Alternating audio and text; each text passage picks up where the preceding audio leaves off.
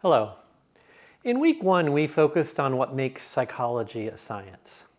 We talked about intuition and its limits, confirmation bias, and the difference between confident explanations and justified conclusions. In week two, we turned to one of the hardest questions in all of science. When are we allowed to say that one thing causes another? This matters because causal claims are everywhere in psychology. They are not always stated explicitly, but they are often implied, and they are almost always stronger than people realize.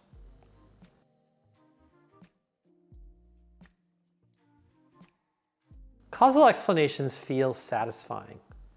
They give us closure, clarity, a sense of understanding. If I can say X causes Y, then the world feels orderly. But science is not in the business of providing comfort. It's in the business of providing justified belief. And causal claims are the most demanding beliefs we can justify.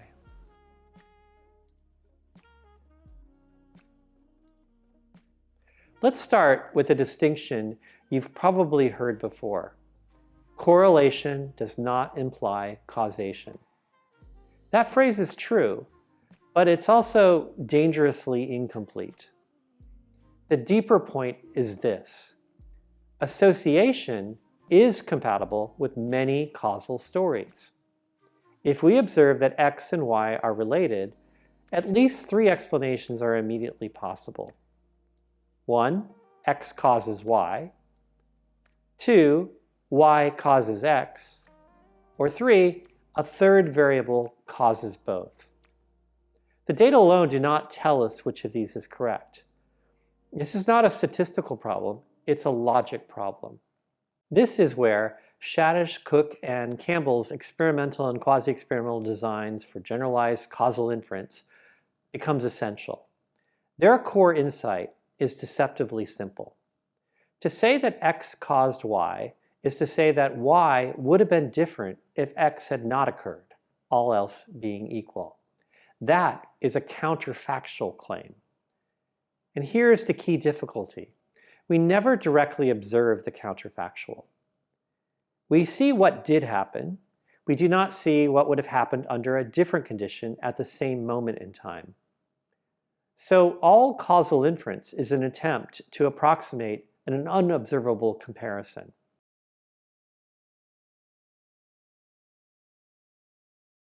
Intuition hates counterfactuals. The human mind wants visible causes, clean stories, single explanations. Counterfactual reasoning requires us to hold two worlds in mind: the world as it is and the world as it might have been. That is cognitively demanding, which is why psychology needs formal research designs.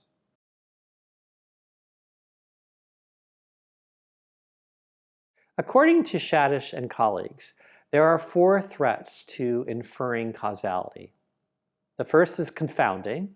These are third variable explanations. The second is selection effects. This is when the groups differ before the cause. The third is reverse causation. And the fourth is history and maturation. That is when we have a change over time that's not due to X. Now let's go through these one at a time. Threat number 1, confounding. Confounding refers to a situation where the effect of a presumed cause cannot be separated from the effect of another variable that is related to both the cause and the outcome. In plain terms, two variables move together. We think one causes the other, but a third variable could possibly explain the relationship. And crucially, if confounding is present, causal attribution becomes ambiguous. Here's an example. Let's say that eating ice cream causes sunburn. Could it? Well, people eat more ice cream as the temperature goes up, especially when there's more sun exposure. So ice cream eating and sun exposure are confounded, making it difficult at first glance to determine which is the cause of sunburn.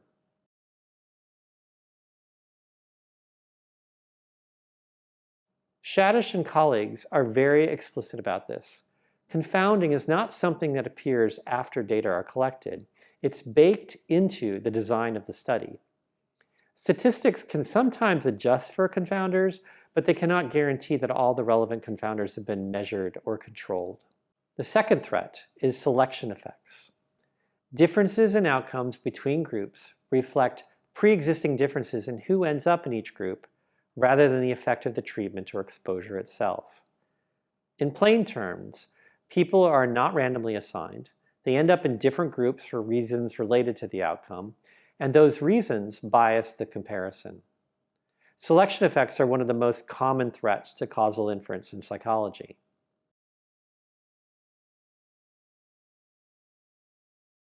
This distinction is subtle but important. Confounding focuses on a third variable related to both x and y. Selection effects focus on how people enter conditions in the first place. In practice, they often co-occur, but conceptually, selection effects are about who is being compared to whom. And from a counterfactual perspective, according to Shadish, to estimate the causal effect of x, the group exposed to x must be comparable to the group not exposed to x. Selection effects break this requirement because the groups differ before the treatment, and those differences plausibly affect the outcome. The comparison no longer approximates what would have happened otherwise. So even if outcomes differ after treatment, we cannot attribute the difference confidently to x. Here's an example. Suppose we find that students who attend optional exam preparation workshops tend to perform worse on the final exam than students who do not attend. It would be tempting to conclude that the workshops are ineffective or even harmful, but a more likely explanation is selection effects. Students who are already struggling, anxious, or underperforming are more likely to choose to attend the workshops in the first place. The difference in exam performance may therefore reflect who selected into the workshops and not the effect of the workshops themselves. Because the groups differed before the intervention, we cannot confidently attribute outcome differences to the treatment. Threat number 3, reverse causation. In plain terms, we observe a relationship between x and y. We assume x causes y, but in fact, y may be causing x. Reverse causation is especially common in observational research and is one of the simplest but most easily overlooked threats to causal inference. Why is reverse causation so tempting? Well, humans strongly prefer causal stories that move forward in time, fit everyday intuition, and align with moral or policy concerns. When we care about an outcome, we instinctively look for something upstream to blame or fix. Reverse causation violates that intuition. Shadish's point is blunt. If temporal order is unclear, causal direction is unclear. The counterfactual framing is that from a counterfactual perspective, to say x caused y, y must depend on x occurring first. So reverse causation undermines causal inference because the observed association is compatible with two opposing causal stories. The design does not establish which variable came first, and the counterfactual comparison becomes ambiguous. Without clear temporal precedence, causality is non-identifiable. Here's an example.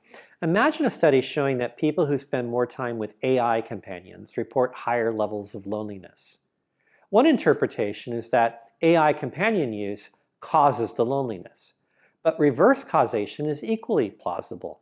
People who already feel lonely may be more likely to turn to AI companions to seek connection or distraction. In this case, loneliness may be driving AI companion use rather than the other way around. Because the design does not clearly establish causal direction, the observed association cannot tell us which variable is influencing the other. Threat number 4, history and maturation effects. In plain terms, something happens in the world, it coincides with the treatment, it plausibly affects the outcome, and it is not part of the treatment itself. When this happens, causal attribution becomes ambiguous. Why are history effects easy to miss? Well, because they often feel like the background or they're contextual, and they occur outside the researcher's control, and they are shared by many participants at once. So from the researcher's point of view, the treatment looks like the obvious cause, but the world was changing at the same time. Shadish's warning is simple. If treatment and history move together, we cannot separate their effects. In terms of counterfactual framing, to estimate the effect of X, we need to know what would have happened at the same time without X. And history effects break this logic because the treated group experiences X and historical events. The comparisons group may not experience the same historical context. The counterfactual comparison is contaminated. The effect is no longer identifiable. So here's an example. Suppose a university introduces a well-being program for first-year students and reported stress levels decline over the semester. It would be tempting to conclude that the program caused the reduction in stress. However, two other explanations are plausible. Maturation effects suggest that the students may naturally just become less stressed over time as they adjust to university life, form social connections, and learn how to manage their workload. History effects suggest that other events occurring during the semester, such as changes to assessment schedules or campus policies, may also have contributed to the decline. Because these changes occurred alongside the program, we cannot confidently isolate the program as the cause.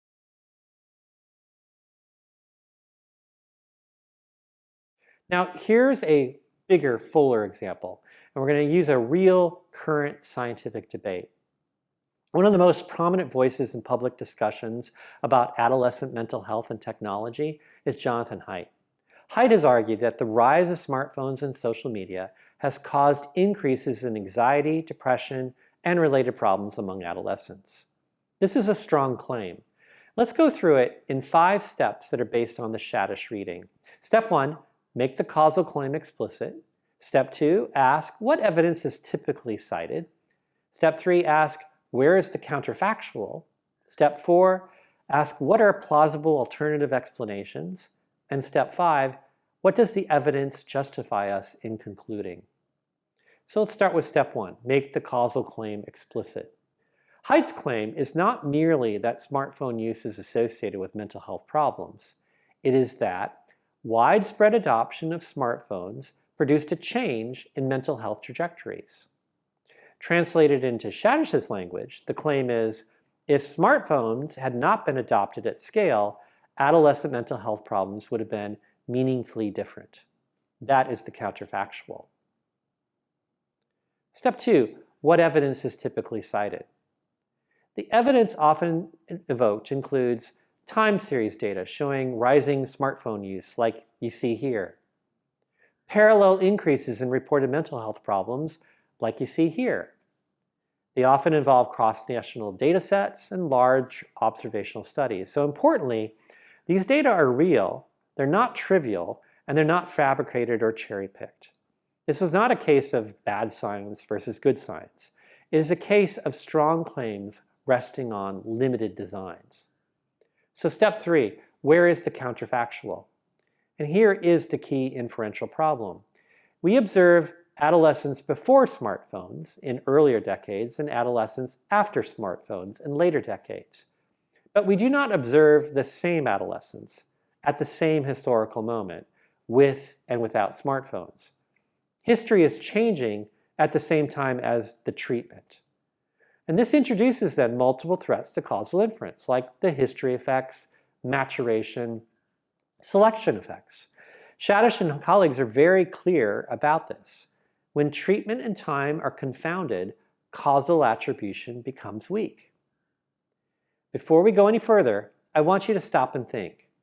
What do you think are possible alternative explanations for this pattern that Haidt has observed? What else might have changed over this period that could affect adolescent mental health? You don't need a long list. 2 or 3 ideas is enough. If you want, pause the video now and write them down before continuing. All right, moving on to step 4, plausible alternative explanations. A scientifically disciplined response must ask, what else changed over this period? And possibilities include, and some of them might be things you wrote down, academic pressures, economic uncertainty, sleep disruption, changing diagnostic practices, reduced stigma around reporting distress, shifts in parenting and schooling. The existence of these alternatives does not disprove Haidt's claim, but it does mean the evidence does not uniquely support it. And this is a crucial epistemic point for you to learn. Science weakens claims not by rejecting them, but by refusing to overcommit. Now, I want you to notice something. Up to this point, we've been talking about explanation. The next claim is about intervention. And before I explain why that matters, ask yourself, what kind of evidence would you want before recommending a policy change here? So let's go to step 5. A second height claim, stronger and riskier. Height and others often go further and suggest that reducing social media use would improve adolescent mental health. This is an intervention claim. And intervention claims are stronger than explanatory claims. They require evidence about manipulation, not just association. So what would support this claim? Shadish and his colleagues would tell us we would want experiments or strong quasi-experiments, clear comparison groups, well-specified outcomes, measurement over time. Such studies exist, but their effects are often small, variable, and context-dependent. And this is where Amy Orban enters the conversation. Orban has emphasized that there's a lot of measurement uncertainty. There's a heterogeneity of all the different effects, and that there's a danger of population-level narratives. Again, this is not about who is right. It's about what the evidence can justify.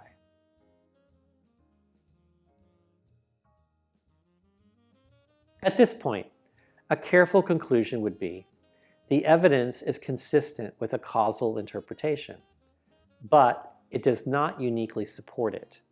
The strength of the causal claim exceeds the strength of the design. That is not skepticism. That is scientific responsibility.